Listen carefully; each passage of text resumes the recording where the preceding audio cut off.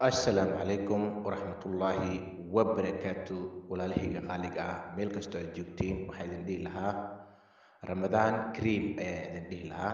Insha allah maanta waxaan qaadanaynaa cashar ku saabsan ramadaanka ayaan qaadanaynaa.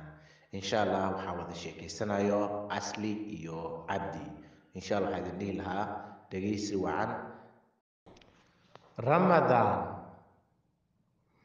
Asli, were you fasting? Ma soomneed yesterday Monday, shalay Isniinta ahayd. Were you fasting? Ma soomneed yesterday Monday, shalay Isniinta ahayd. Cabdi, no maya, I was not fasting.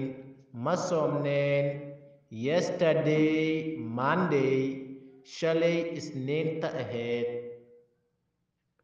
No maya, I was not fasting.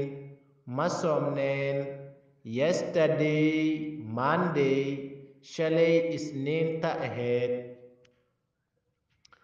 Asli, why don't you fast?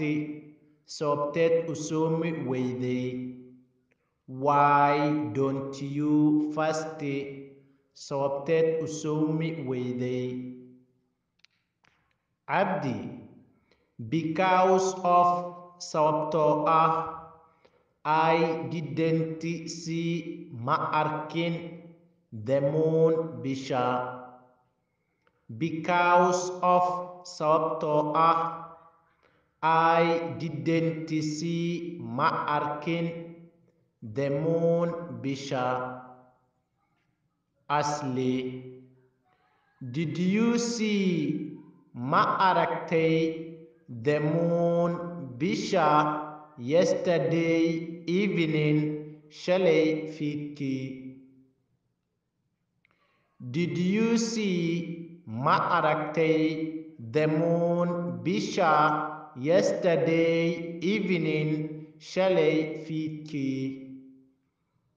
Cabdi, yes ha, I saw it. Waan arkay bisha, but laakiin it was two. Waxay ahayd labo.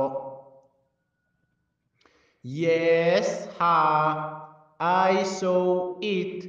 Waan arkay bisha, but laakiin it was two. Waxay ahayd labo.